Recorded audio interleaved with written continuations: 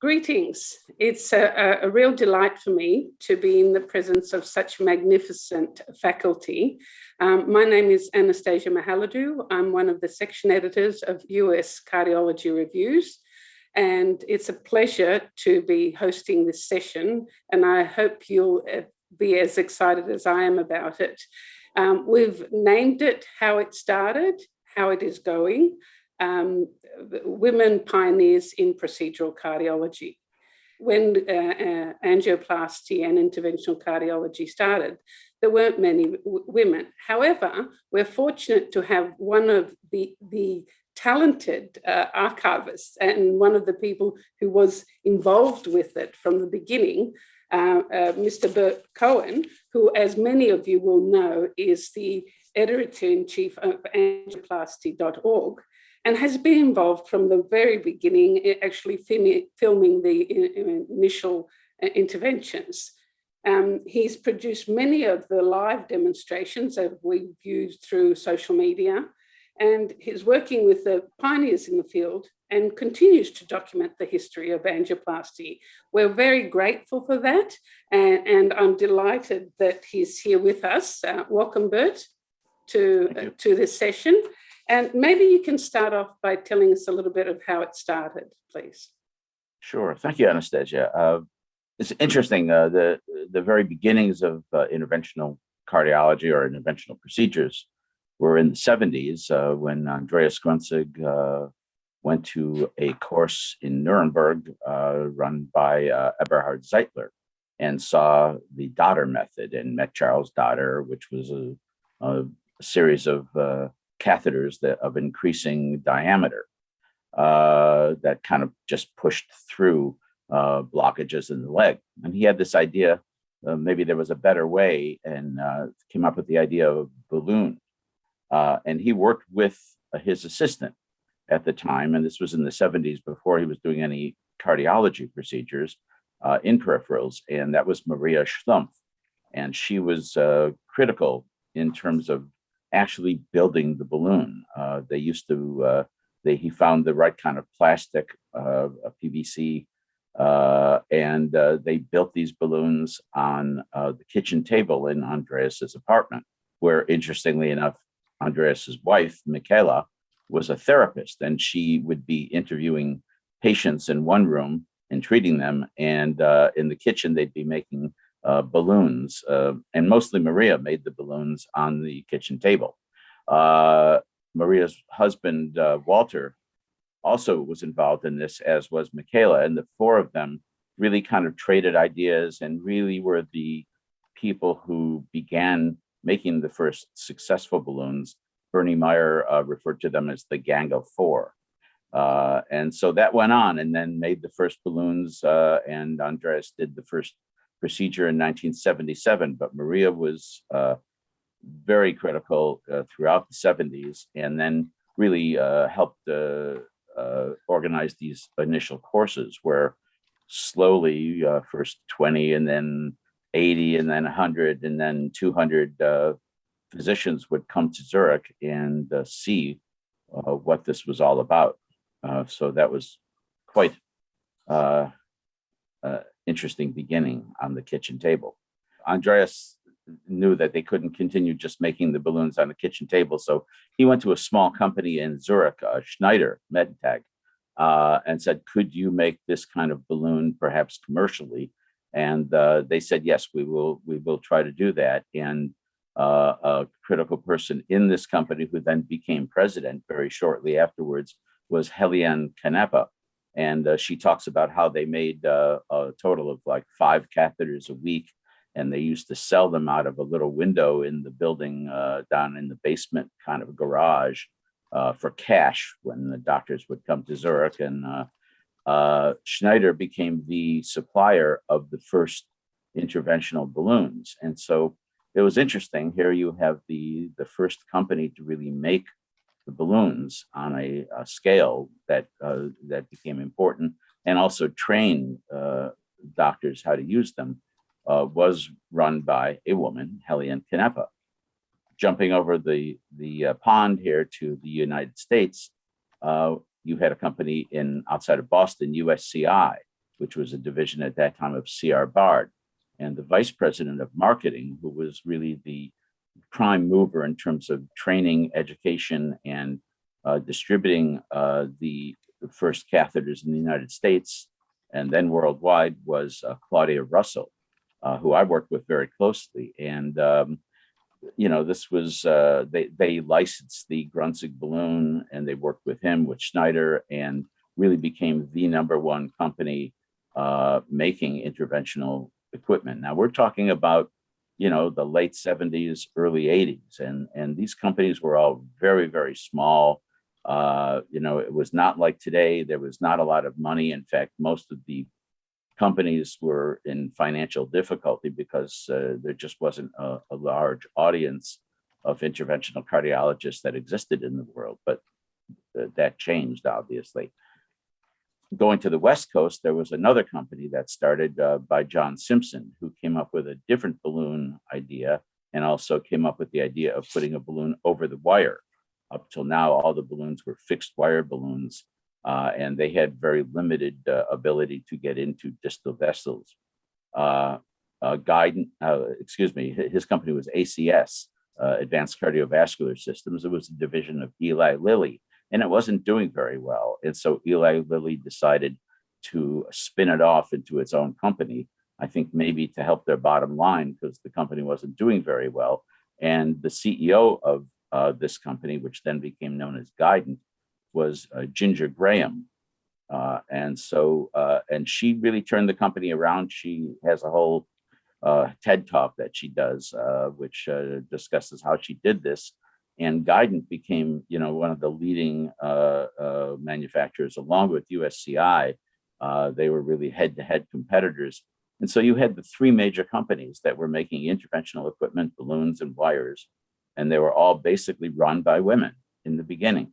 And this all changed, of course, because they all got acquired by larger companies. Schneider got acquired by Boston Scientific. Guidant got acquired by, got split up between Boston Scientific and Abbott. And I think Abbott came out on the good end because they got all the balloons and stents from them. And USCI got acquired by AVE, which then got acquired by Medtronic. So, and the women in charge, were gone. They were not running these companies anymore. They've all gone on and they're working in the medical field and other fields and, have been running things. But very interestingly, in the beginning, all three companies were basically run by women. So that's the history. Thank you. That's wonderful to hear. I'm going to bring in the other two stellar faculty. Professor Roxana Moran is the Mount Sinai and our Chair of Cardiovascular Research and Outcomes and Professor of Medicine, Cardiology and Population Health Sciences and Policy at Icahn School of Medicine at Mount Sinai, New York. Most of you will know Dr. Moran is the co-founder of Women as One, and which is the organization which has provided such unique and wonderful professional opportunities for women physicians. And a delight for me to say that she's the lead commissioner of the Lancet Women and Cardiovascular Disease Commission. And it gives me great pleasure, and I'm so excited both have agreed to join us, Dr. Shrilla Banerjee. Dr. Shrilla Banerjee is an interventional cardiologist based at Surrey and Sussex NHS Trust, just outside of London. She has a particular interest in coronary artery disease, prevention and intervention in women, and also in aviation cardiology, which I didn't know until now, which is wonderful. She is the consultant advisor to the Civil Aviation Authority. Dr. Banerjee has a huge interest in education and diversity and is an elected member of the British Cardiovascular Intervention Society and co-chair of the Focus Group for Women in Interventional Cardiology. Welcome, both of you. Thank you for making the time. Do you want to comment at all or ask Burt any questions? Because I'm fascinated. I really didn't know about these women pioneers, but I sort of had a hunch that there must be a woman involved, to be honest. Well, no, I think, Burt, you brought out the history so beautifully. And to note that while we've seen a lot of incredible men there've always been fantastic, strong women behind the scenes, usually. I love that you mentioned Ginger Graham. I remember her very vividly, her strong presence on the audience, her conviction in bringing forth percutaneous vascular therapies, not just in the heart, but throughout the body for, vascular as well as cardiovascular disease. And her incredible work and conviction was why all of these other companies also, came into the game. And I think there was a lot of early pioneers that maybe have not been recognized. But it's just so nice to hear the history of PCI. And Burt, you've done such a beautiful job. I don't want to say that I remember these things, because then that ages me. And you see, I have no gray hair and I'm really young. And so I don't want to be saying that I remember when we didn't have stents. I remember when we used the stacked perfusion balloon, when we had a dissection after a balloon angioplasty. And I remember giving patients Coumadin and, having them bleeding out. And it was just an incredible sight. But all of that is what I think sets angioplasty apart, because of the conviction and the incredible dedication of men and women in the field to bring forth a Andreas Grunzig's dream to perform these procedures in a totally awake patient, and to get them out as soon as possible and give them the quality of life back that they deserve. So I love hearing these stories. Thank you for always keeping us reminded of where we were and where we're going. Thank you. Yeah. Shrilla, do you want to add anything or ask anything? Not much, really. I've just been blown away by Burt's summary. It's amazing to think how people have innovated so much. And I'm much more of a doer. I'm not much one of those big thinkers that's going to come up with a new scheme or a new device. And I love to hear about how people have come up with these ideas. And I'm so grateful to these men and women that have trailblazed the way for people like myself and Professor Moran and Anastasia yourself as well, just all of us in cardiology who have benefited from their innovation. Thank you. That's great. Do you want to add anything, Burt? It was a very different time in the beginning, but there were you. And the thing is, at any time, but especially in the beginning, you'd walk into a cath lab where these things were starting to be done, and there was, and we can talk about this. There really were no women who were interventional. Yeah. So why do you think that culture started? It was sort of like the macho culture. Because it was innovative, because it was out of the box, because the guy who did it then got everyone to listen to them, because of the fact that, you would have these live cases that Dr. Grunzig started where, in the audience, there was one woman and all of the men were there. It was sort of like the macho culture that started in the inception of PCI, and women were in the background. And if we spoke up, we were sort of like, okay, pitch it down. And then, of course, our ideas would then be proliferated through a more male dominated voice. And then, of course, companies also supported men more than they did women. Why was it like that? Why? I mean, I'm sorry to put, you're the only male on this panel, but why? Why? Yeah. #why? #why? That's a great question, and I don't have an answer for that. I was going to say, if you walked into a cath lab at this time, and the doctors, but the nurses were there to you walk into a cath lab and there was one man performing the procedures, and they were all feeling good. Yeah, well, all the techs, and I'd walk into cath labs all over the country, all over the world. The techs and the nurse, there was one man and all women in these cath labs. I mean, pretty much there'd be an occasional man who was a tech or a nurse, but pretty much all women. And as you know, you're in the cath lab, and where are all the ideas where, oh, watch out for this, or maybe you should do this. There's a lot of that going on. And that was a lot of women were involved in this. And I personally did a lot of the original training and product introduction, but mostly it was educational training. Pretty much everyone I ever worked with was a woman in these companies who was involved in education and involved in training. Why? I don't know. I think it's a reflection of the broader culture, perhaps. Was just mirrored in the medical field. It was 40 years ago, right? When yes. angioplasty first came about. So it wasn't that long ago, was it?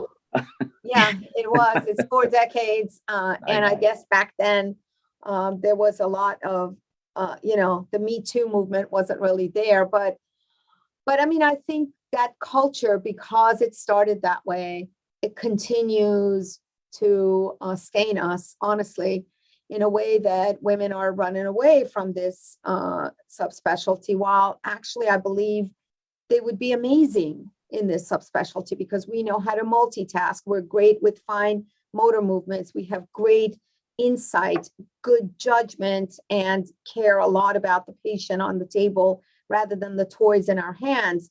And I think we have those qualities that are really makes for fantastic interventional vascular therapeutic, regimens for, someone who delivers that care. But yet that culture it just hasn't left us. And we are trying to see the tides changing, and we're speaking up, and we have all these climb programs, all kinds of programs that we're working on in our Women as One. But maybe we can hear from Shrilla, who's younger and more contemporary, and she's watching the change and more women becoming interested. But, that's not the answer, because they become interested, they come in, they train.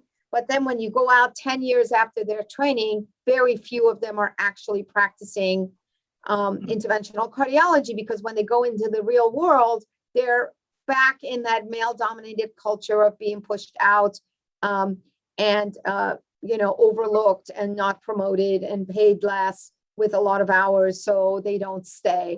So Shrilla, how are we going to change this? I think that's a great question, Roxana. And Burt, as Burt said, it was a cultural thing. In the 70s, all the superheroes were male. The only superhero I saw as a female was Wonder Woman. And if you look, it's changing. We are seeing more and more female high-profile role models in the media and also in cardiology. So we are noticing there's been a culture shift, although it perhaps could be speeded up a little bit. And then, as you said, there's a leaky pipeline. For some years, we've known that 50% of medical graduates are female, but why aren't 50% of cardiologists female? And so we know that we lose talented women through the process of training and then becoming attendings or consultants. But it is changing, and we can see that the process will improve, but we need to address particular issues. We need to attract more women to interventional cardiology. We need to support our trainees and female consultants, because we have different issues. We have issues like pregnancy. We have issues like imposter syndrome, which can affect women and men, but predominantly women. We need to make sure that women are seen to be represented and clearly visible in interventional cardiology. And we also need to make sure that there is a zero tolerance for discrimination and harassment that some women do experience within training. What changes we heard how it was, and we've discussed what needs to be changed. What changes do you actually think need to be implemented to bring that change about? Roxana?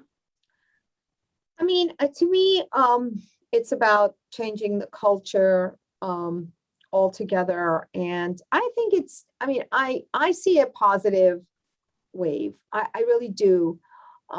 In training programs in academic centers. What I don't see is what's really going on in the real world if women are continuing to face harassment and not, pay gaps, lack of promotion, and being told that they have to cover, external clinics, and then therefore don't get the what we call in the United States RVU-based model that gives them procedures that have a higher unit of revenue producing for the hospital, where then they would be recognized. So there's a lot of things like this that goes on in the medical systems here now. Every procedure we do has some kind of a unit of revenue that has been assigned to it.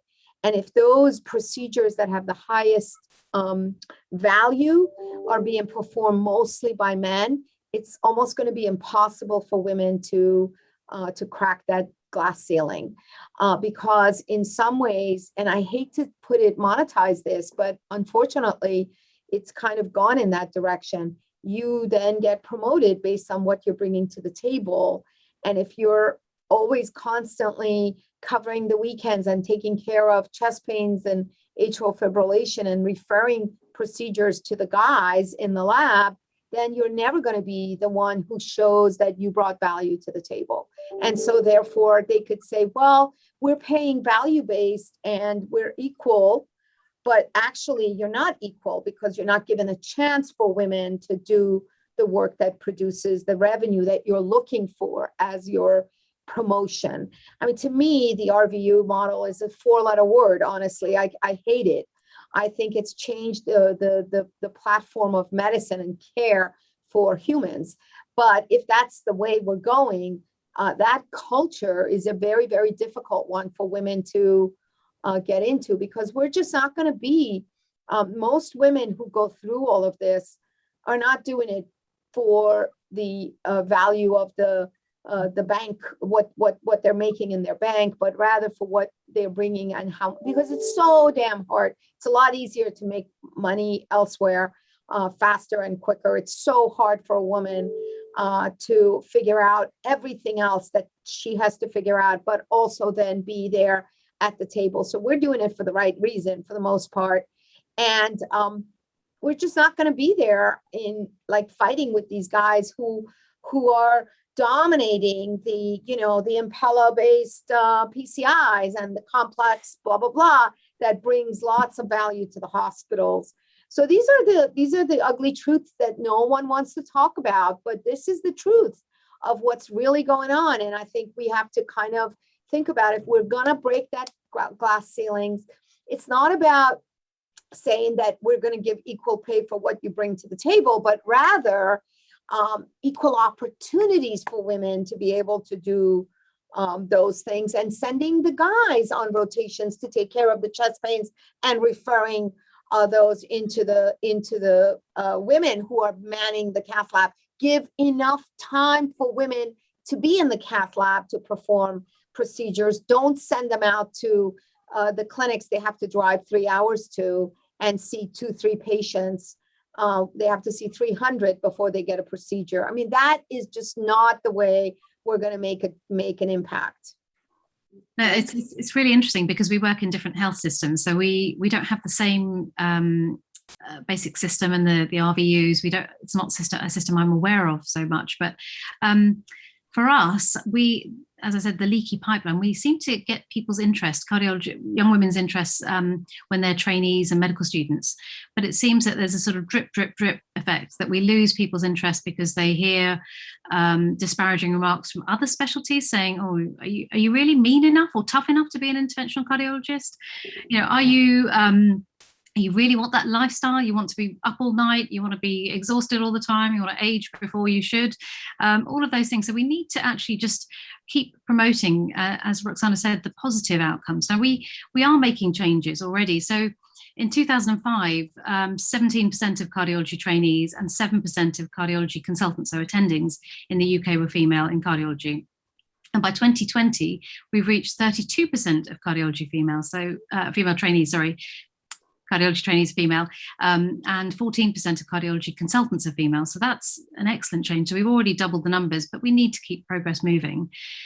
There's particular areas where women are failing to achieve parity, and in particular academic cardiology, interventional cardiology, and leadership in cardiology, although things again are changing, because if we look at organisations like the British Cardiovascular Society, the American College of Cardiology, Sky, they've all had recent presidents who've been female. So things are moving and changing. But really, as Roxana has said and developed, the Women as One organisation, think organisations like that, which are striving to support and redress the gender imbalance, are essential. The CLIMB programme is fantastic. I've just completed one of the streams in the CLIMB programme, and I highly recommend it. It was absolutely excellent. But actually, we just need the whole of cardiology to take this on and actually strive to reduce the gender imbalance across the board. So there are a few specifics we need, particular areas such as mentoring, high-profile role models. We need to make sure that we encourage all the professional societies at their national meetings to have a mix of skill, not just a male all-male panel, otherwise known as manels. We need to have a mixed panel with female representation so that we increase the visibility of successful women in cardiology and show the trainees and the people coming through that actually it is possible to combine family, work life, and actually maintain some degree of personality as well whilst you're becoming an interventional cardiologist. We also need to encourage the training schemes to become a bit more flexible to allow family-friendly training and work. And also the peer group support. So Women as One is one of the organisations, but we also need to have more local organisations as well, where people, trainees and consultants get support and encouragement to continue, because we all have days when we come back and we're tired and worn down by all of the stresses and strains that you've dealt with, and in particular bullying and harassment. We need to have zero tolerance so that it's all right to call it out and it's all right to actually stand up to it. So really, overall, we need to be working towards a better work-life interface that is predominantly a reason for reducing the appeal of intervention. And actually, when we say, oh yes, we need to do this to increase women in cardiology and interventional cardiology, it actually makes it better for everybody. So what helps the women will help the men. So actually, men will benefit from a better work and home life satisfaction. Thank you. Burt, do you want to make any comment? Dealing with the history in the past, and it's very encouraging to see the changes. And I think visibility at some of the national meetings is really crucial, because you've got the audience there, and then you hear interesting perspectives from the women who are working in this field. I mean, Roxana and Shrilla and many others. That's critical. It's just the visibility is critical, but there's so much work to be done. Thank you. So I might go to the last question, for this session, and it's both of you are such magnificent role models. What advice would you give to fellows considering interventional career path? Because you've mentioned it, but I think we need to probably look at rather than increasing numbers. I mean, both of you have highlighted changes that have to happen, and that's an institutional change. So I'm just wondering what your feelings are about that. So really, for fellows considering a career in interventional cardiology, I would say, after having been in cardiology for over 20 years, including my training fellowship and as a consultant, I still go to work every day and enjoy my job, and I love my job. No 2 days are ever the same. And you can see from the discussion that the specialty is constantly evolving and developing. And I really do believe that there is no better specialty. So do come and join us. But as a fellow, what we really need you to do is to accept that it is a demanding and rewarding specialty.